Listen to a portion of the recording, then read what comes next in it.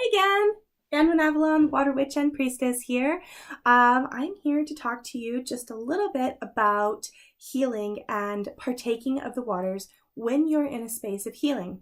If you've watched some of my other videos or you've read my books or taken any of my classes, then you've probably heard me talk a lot about we can't just take from the water. We need to give to the water. We need to give to the water. But I had a moment where I wanted to create a little video that talks about what happens if you're not at the place to give to the water. So first off, let's take a look at that. It's my firm belief that spirit work and working with the local spirits, the water, the trees, the energy that is in the spirit of place, and goddesses and water nymphs and anything that you work with, even ancestors, it's about reciprocity, okay? So you want to give back. And I harp on that a lot. And I'm like, really, we need to be giving back to the water. We need to stop taking from the water. It's time for us to start giving something to the water. And that's true. And I stand by that 100%. But if you're not in the place to be there yet, it is okay to use the water to heal. Water is the element of healing and transformation. So of course you would want to use the water to heal. The important part here is that you're giving offerings in order to feed as well as take.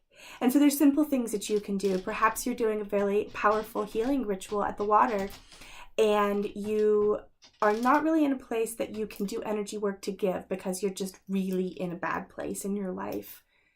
Pick up some trash. It's easy. Just pick up some trash. You can also bring a charged pebble that perhaps you have charged and worked with in a more positive time in your life. So it's okay to be in a place where you need the water and you need to partake of the water. And so when you do this, you are creating a bond with the energy and the spirits that dwell within these liquid realms. And it's really important that that relationship be, I guess, kindled and worked on and grown. So that when you are in a place that you can heal the water, or that you're healed, you can then give back.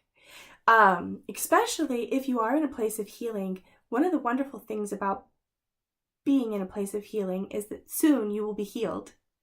And then you will have this knowledge. You'll have the knowledge of how to heal yourself. This goes back to Chiron, the wounded healer.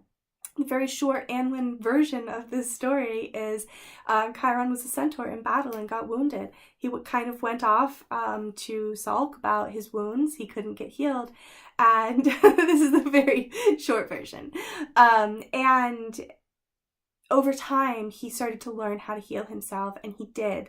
And he became then the wounded healer. He learned how to heal his own wounds, and then in turn that around and be able to heal others, or to teach that gift of healing to others.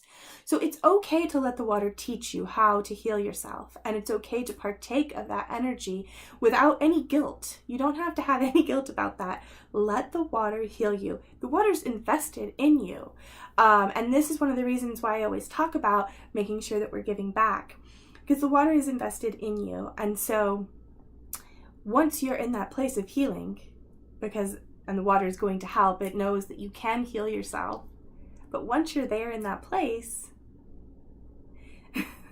then you can give back to it. I get really excited about this. I know that might be silly, but I'm very passionate about it, as you can tell.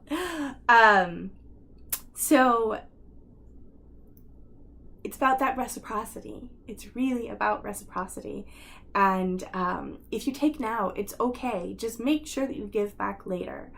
And when I say take, I'm saying like taking from the energy of the water, taking what the water is giving you, which is healing. There's a reason that water is considered the element of healing, and that's because many people have found healing in water, whether that's at sacred wells and springs, or water temples, or through water deities, or just going to the ocean and feeling better.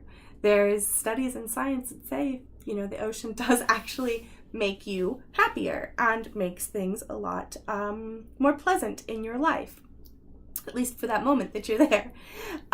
So there is a marked change when people are near the water.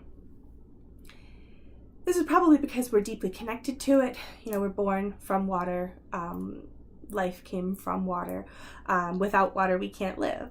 So there's no reason to not let the water teach you. It's the greatest teacher that you can find for healing. Human teachers are great. I highly suggest that everybody get a teacher. Doesn't matter how, who they are and how, well, it does matter who they are, but, it doesn't matter if they're perfect or if they're perfectly aligned with your path. The important part is that you can learn from people. So human teachers are great. And there's many human teachers, kind of like myself, who have been trained by other human teachers, but also had knowledge given to them by the water and the water spirits on how to heal and how to heal yourself. And then how to turn that around and send that back out into the world. So when you are in that space of partaking of healing, you should have that knowledge of, hey, it would be nice to give a little bit back. Think of it like a house gift. Someone invites you over to dinner and you're going to take that dinner, you're going to take all their food and all their great wine. So it's nice to bring maybe a bouquet of flowers just as a little thank you. Thank you for having me over. Same idea, some small gestures. Then, way on the other side of your healing, you will probably be called to work in some capacity in the healing field or in the water healing field, especially if that's what if the water taught you how to heal, you'll probably be called back to then turn it around and either heal others, provide healing for others, provide healing for the water, provide healing for people that will then serve the water. So it's okay to take in that particular context. And so let the water teach you, let it give you knowledge, let it heal you, let it teach you how to heal yourself. But just remember on the other side of it to give thanks, very deep thanks, and action with that thanks as well, so that you're building this wonderful relationship with the water spirits and the water, and that we are working to be conscious and aware of the state of our water and what we can actively be doing to help it, because it's given us so much already. There is a blog on my Patheos blog, Water Witch, that talks about offerings for the water. There's also a section in, I believe it is chapter 8 of this book, that also talks, chapter 7.